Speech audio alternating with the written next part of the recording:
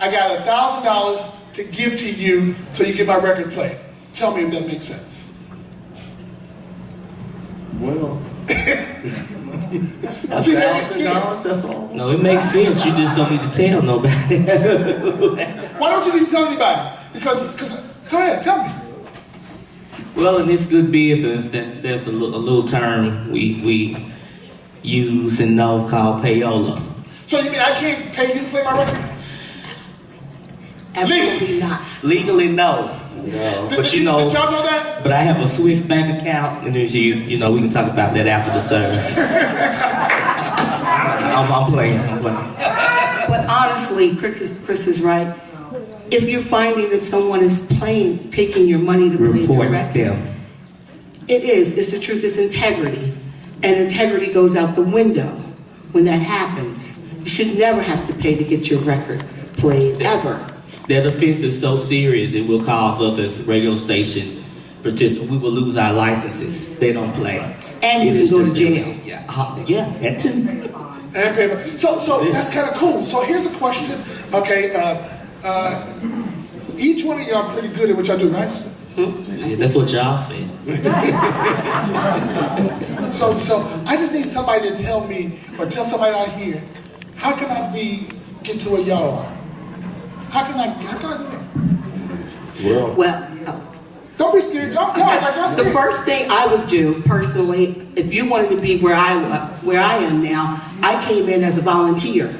So I volunteered my services and I learned as I volunteered.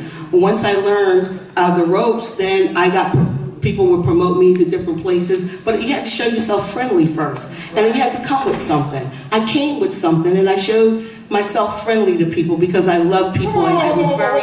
You mean I can't be nasty? No, you can't be nasty. You mean like if you book me to do a concert, and I told you I want M&Ms, I only want the red ones. Is that the right way to do it? Well, I tell you what, I've had that happen to me before. And if there was a contract and they would put something in there that I really thought that really shouldn't have been in the contract, I would actually send them a little email and say, you know what, I'm really sorry that I cannot provide that for you at this particular time, but I have paid you enough money that maybe you can have someone to provide those things for you. So anybody, she's so politically correct. So Earl, talk to me about integrity in this business from artists, from radio stations and things like that. Because I keep hearing that, some radio stations, DJs, they talk bad about you, they won't play your records, they do stuff. I hear about artists who get all cocky and arrogant backstage to people. Somebody talk to me about that. Well, anybody ever hear that stuff? Y'all want to know? Go ahead. I think first of all, you need to surround yourself with people with integrity. Right. And if you're going to do this as an artist, you need to find those persons who can do what you don't need to do as an artist. You don't need to be trying to book yourself. Find somebody who can handle booking. Find somebody who can handle your travel. Find somebody who can handle your staging. Find somebody who can do your be a publicist for you. Find somebody who can market you. You can't do everything, but get people around you. Whoa. My little brother, he does Facebook. Ain't that good enough, ain't it? It's not good enough, but it is good for the millennials. But my mom don't go on Facebook. All right. So therefore, you got to surround yourself with folk who can reach those who you're trying to reach. And you have to figure out who your audience is first. Whoa, you mean the audience makes a difference? You mean gospels don't reach everybody? Well, I feel like this. Chris is an artist and I'm an artist. Chris is only going to reach who's assigned for him to reach. Even if we both did a concert in here today, some of you will grab hold to what he's doing. Some of you may grab hold to what I'm doing. Everybody don't have to like you and get to the point that it's okay. You deal with Moret, you deal with Wilmington Chester. Tell me how those artists act. I know that Wilmington Chester, they kind of jerks, especially the leader. Wow. That's me. That's me. I'm the leader. Okay. You really have to be prayerful first before you step out the door. And cover your own ministry before you want everybody else to cover it. But just because your CD came out or you got your box back from disc makers, that does not mean it's your street day. Oh, you have a whole lot of things to do prior to that. You have to image yourself within your ministry first.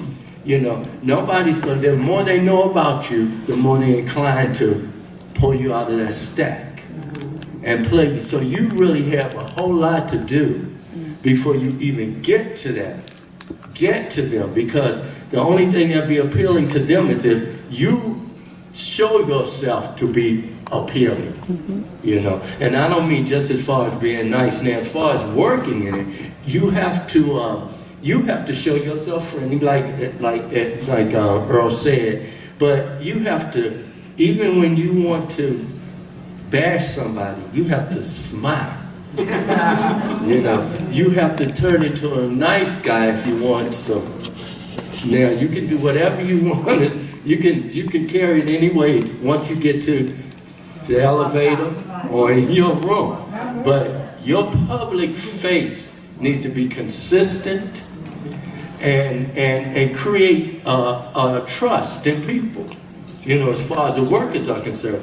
As far as the artists are concerned, yeah, you can protect your instrument, but walking around with an entourage and towels all around your neck, that doesn't say anything, especially if I don't know who you are. And please, and can I ask a question?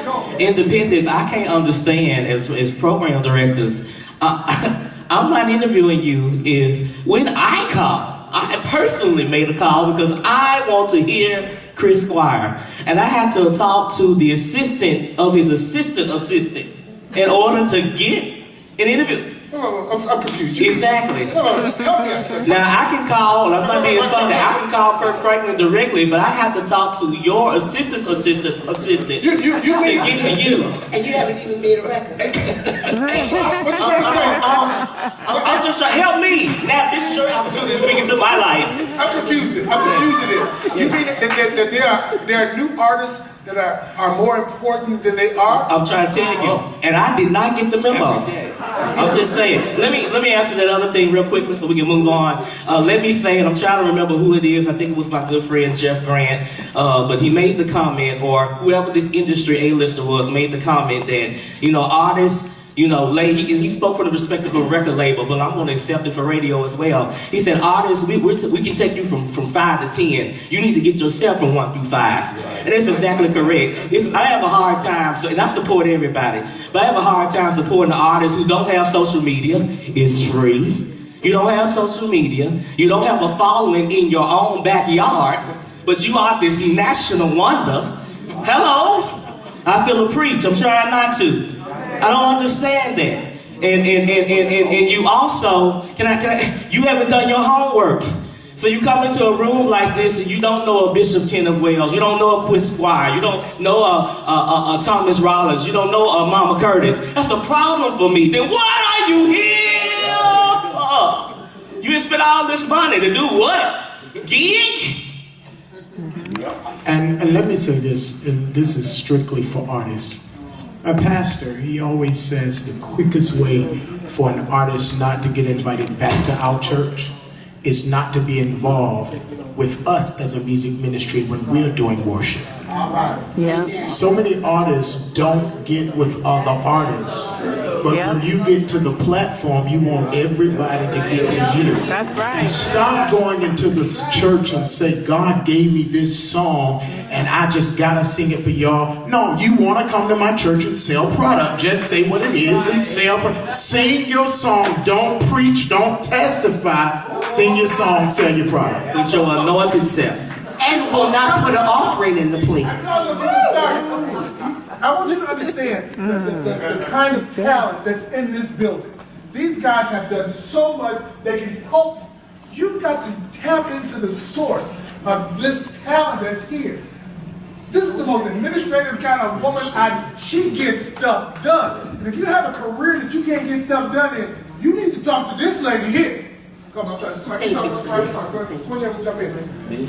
So there, you down in North Carolina. I remember I had this one record that was we won the Stellar Award for, and because that was my friend, he played it first. Right. But I sent it to him before I gave it to anybody else. I give him credit for winning the Stellar. So tell me, why do people want to give you a record first to play? Well, at the time, I was at a 100,000 watt FM radio station. We were a non-reporting station, but we were 100,000 watts. We were known as a breaking station. That means we broke music. We broke music first, and after we broke music, then you'll see all the P1 stations call and they jump on board. So it was very important for people like, I got a call from not only Chris, I got a call from William McDowell. Hey, Pastor, can I come by the station? Sure, come on by. But we broke music.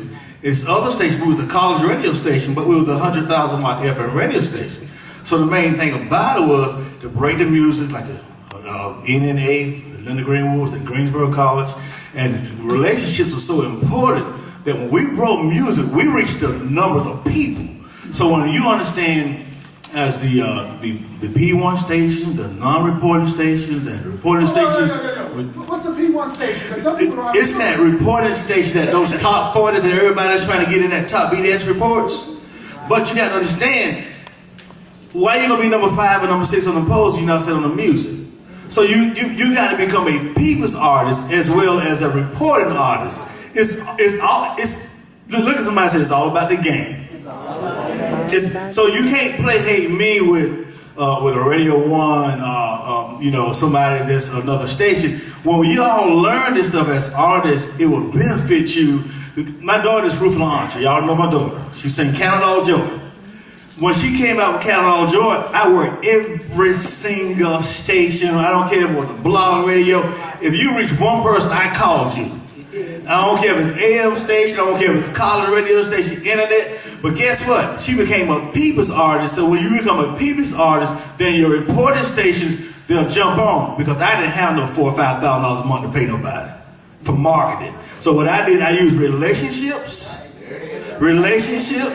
And we grind and we hustle and we hustle. Case in point, to talk about relationship. This industry, come on Chris, this industry is big but it's small, y'all. Very small. It is small. It is relationship based. It's like a fraternity or sorority. We communicate with one another. You know, if Pastor Wonderland Stokes asks me to do something, more than likely I'm going to do it. Why? Relationship. I'm not going to question her because I know her relationship with the Lord. You understand? And see, with Earl, I could call Earl Bynum is a good example. I said, Earl, I got some artists that be on stage with Earl Bynum. Not only that, he made a great point a while ago. When artists go to people's churches on Sunday mornings, you're trying to sell a product.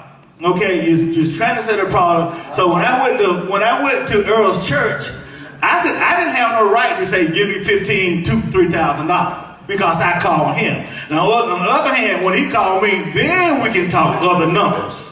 Well, then we can talk per diem, and then we can talk hotel, and then we can talk, $3,500, $4,500. But when I called him, I didn't need to sell some product. So let me tell you the other thing. I very rarely go to gospel concerts now. Rarely. I can get in, I can get a good seat, but I will tell you, if you are my friend and you're in town and you say, I'm in town, on Saturday night, He did it. He called me. I had to show up because my friend said show up. That's what relationships do. You show up. Now, can I ask another question? Yeah, we're in a row now. Y'all scared? We're No, good. no, this is great. So, why should any of these people talk to any of you? Because you looking for the money, ain't you? It would be nice. I want to tell you, right? Well, like I said, there's some benefits of being a part of GMWA. Right. And if there's something that I can help you with, I can help you with. Later down the line, there will be fees. And if you can't invest into yourself, you can't invest into anything else. So that's the first thing you must always think, that you're making an investment into you. So you want to make sure that you have the right person that you put that investment in. Because so many times you don't have the right person, the people are not knowledgeable, they don't have education, they don't know a lot, and by the time you get to a person like me, you're broke.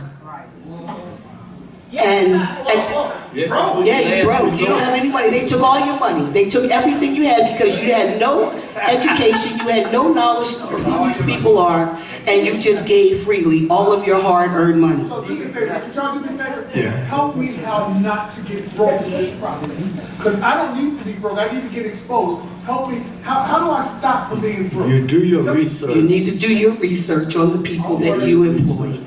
Who And then goes to war without counting up all the costs? I mean, you just gonna give me all your money and you don't even know what I can do? And as an artist, I recommend that you really put branding and marketing as branding yourself and marketing yourself number one prior before you even try to get a manager. Because a manager can't book you if nobody don't know you. So you got to brand yourself, you got to market yourself. And I mean, when I say grind, you got to grind all the time. And your cousin can't be your manager. I'm confused. I'm really confused.